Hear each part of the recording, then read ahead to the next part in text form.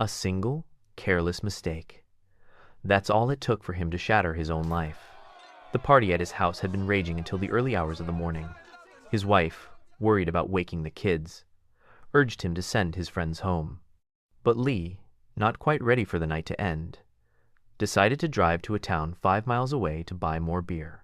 Before he left, he tossed a few more logs into the fireplace. In his haste, he couldn't remember if he had put the fire guard back in place. He pushed the doubt aside. It was this one fleeting moment of carelessness, this one tiny oversight, that ignited an inferno. By the time he ambled back home, carrying beer and diapers, the sky was filled with roaring flames and screaming sirens. His wife was collapsed behind the police tape, her cries swallowed by the chaos. Their 3 children were still trapped upstairs. Lee was frozen in place, as if nailed to the ground. The fire burned through the night. It wasn't until dawn that firefighters carried 2 black bags from the smoldering ruins. His beloved daughters. His youngest son was gone without a trace. In that instant, Lee's world completely collapsed.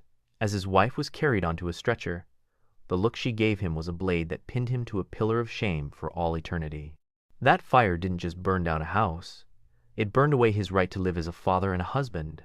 At the police station, he calmly recounted everything, ready to be condemned. But the police told him it wasn't a crime to forget the fire guard. "It happens," they said. Every word of comfort was like a dull knife twisting in his heart. The verdict of not guilty was a crueler punishment than any prison sentence. In a moment of desperation, he snatched an officer's gun and pointed it at his own head. But the safety was on. He couldn't even succeed at dying. He survived, but he was sentenced to a life in prison, a prison of guilt he would carry forever. From that day on, Lee became a ghost. His wife disappeared. A family of 5 wiped out in a single night. He fled Manchester and hid in Boston, becoming a quiet, withdrawn handyman, fixing toilets, repairing pipes.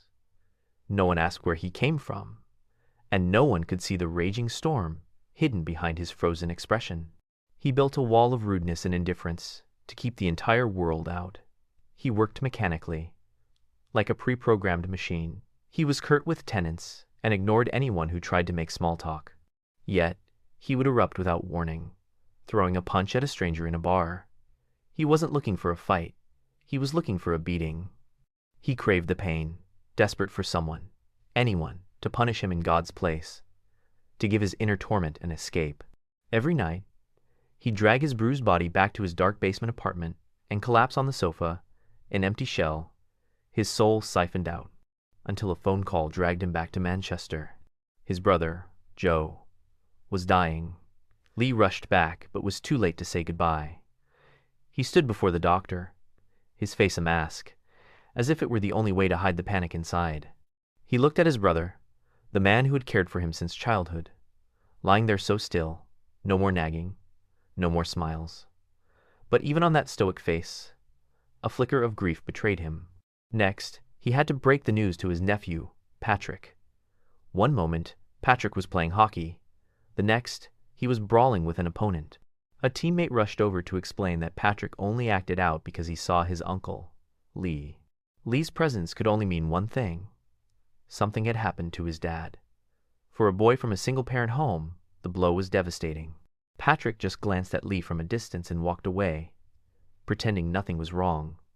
He forced a smile for his friends, but everyone knew how hollow it was. Later, back at the house, Patrick asked if his girlfriend could stay the night. Dad would have been cool with it, he said. Lee didn't challenge the obvious lie. His own life was a wreck. Who was he to tell anyone else how to live? The next day, a lawyer read Joe's will. He had left everything to Lee, with one final request, that Lee become Patrick's legal guardian and move back to Manchester to start a new life. Lee was stunned. He thought his brother must have been insane. Him, a guardian? How could that be possible? Had Joe forgotten about the fire? He couldn't even take care of himself. How could he possibly take on the responsibility of raising his nephew? The painful memories came rushing back. He remembered how Joe would bring Patrick to visit his empty apartment. Unwilling to see him drown in his sorrow, Joe wanted to buy him some furniture. Lee would impatiently tell him to stop bothering him. But his brother's love was boundless. He bought the furniture anyway, and now the only person in the world who truly cared for him was gone too. Among Joe's belongings was a fishing boat. It was useless to Lee. Joe's friend, George, told him the engine was broken and would cost a fortune to fix. Lee decided to sell it and take Patrick back to Boston. But the boat was filled with memories of Patrick and his father. The boy refused to sell. George stepped in, offering to look after the boat. He even said Patrick could stay with his family on weekends. Lee saw a lifeline. He immediately asked George if he would be willing to become Patrick's guardian. But George hesitated, explaining he already had his hands full with his own kids. Patrick fought hard against the idea of moving to Boston. He couldn't understand it. He had a house, friends, everything here. In Boston, all they had was a basement apartment. Why did they have to go? Lee offered no explanation. That night, Lee got a call from his ex-wife, Randy. She offered her condolences for Joe and asked if she could attend the funeral. Lee's voice was calm, but it held a flicker of hope. A hope that was quickly extinguished. How are you? I don't know. How are you? I don't know. And we're doing pretty well. In that moment, he didn't know what to say. He managed to choke out a "congratulations" before quickly hanging up. Sleep would not come for him that night. Maybe this miserable life was the only thing that fit a broken man like him. At the funeral, Patrick was busy with the guests while Lee stood motionless, like a wooden post. Rondi arrived with her new husband, a kind-looking man. She and Lee shared a silent embrace. 1,000 words were trapped between them, but not one could escape. They parted with tears in their eyes. After everything was settled, Lee brought up Boston again. Patrick remained defiant. He had his band, 2 girlfriends. What was in Boston? Lee was just a janitor. The teenager's emotional outburst was met with a quiet, impenetrable wall. I gotta go to sleep. Good night. Later, Patrick went to the fridge for a snack.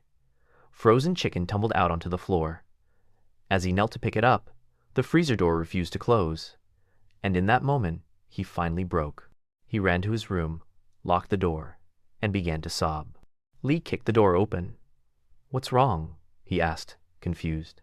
Patrick cried that he couldn't stop thinking about his dad, lying alone in a freezer just like that chicken, waiting for the spring thaw to be buried.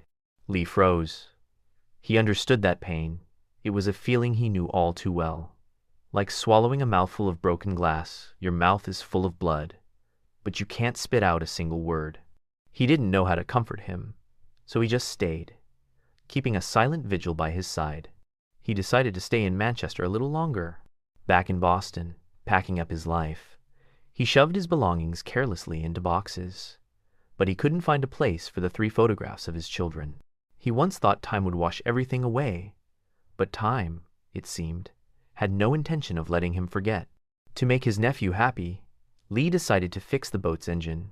He sold his brother's old hunting rifles to buy the parts, and soon, the vessel full of father-son memories was sailing again. Watching Patrick on the deck with his girlfriend, teaching her how to steer, a faint smile touched the lips of this man who had been steeped in pain for half his life. The smile was fleeting, as fragile as glass. And just when you think things might be turning around, fate delivers its cruelest blow. He ran into Randy on the street, pushing a baby stroller. She called out to him. She apologized, sobbing, for the horrible things she'd said. She told him her heart was broken, and she knew his was too, but she begged him to find a way to move forward, to climb out of the rubble. Lee was stammering, desperate to escape. Every word from her was torture. He couldn't accept her forgiveness, because he knew he didn't deserve it. Everyone else had managed to crawl out of the fire, but he was still standing in the ashes, unable and unwilling to leave. He pushed past her and fled. He hid in a bar, trying to numb himself with alcohol, and started a fight when someone accidentally bumped into him. Once again, he was begging for punishment in the most pathetic way possible. He woke up bruised and swollen. George's wife was tending to his wounds, comforting him with gentleness. In that moment, this man who had seen it all finally let down his guard and cried like a child. Later, back at the house, He was cooking in a daze and forgot about the stove. As smoke filled the kitchen, he thought he heard his daughter's voice calling. Daddy. Daddy. The sound jolted him awake and threw him right back into that fiery hell. He couldn't bear to imagine the helplessness and terror his children must have felt. The suffocating feeling led him to a final decision. He told Patrick he had to leave. George's family had agreed to adopt him. "Why can't you just stay?" Patrick asked. Lee was silent for a long time. Then, in a voice that seemed to drain all the energy from his body, he said, I can't beat it. "The brought the jops. It wasn't a surrender. It was an honest confession." Patrick finally understood. His uncle's wounds had never healed. He stepped forward and wrapped his arms tightly around this lonely man. This film doesn't give you a hopeful or happy ending. It doesn't follow the usual story of redemption. Instead, it quietly and painfully shows a simple truth. Time doesn't heal all wounds. Some pain never fades. You just learn to live with it. We're always told to let go, to move on. But Lee's story shows a different kind of courage. The courage to admit that you can't fix everything, that some wounds will stay with you forever. In the end, Lee never really escapes the fire. He doesn't learn to forget. He learns how to keep living while carrying all that guilt and love. In the final scene, he and his nephew are quietly fishing on the boat. No hugs, no tears. It's not forgiveness. It's not redemption. It's something quieter, acceptance. And maybe that's the truest reflection of life itself. It's heavy, it's bleak, but you still have to steer your small boat and keep moving forward.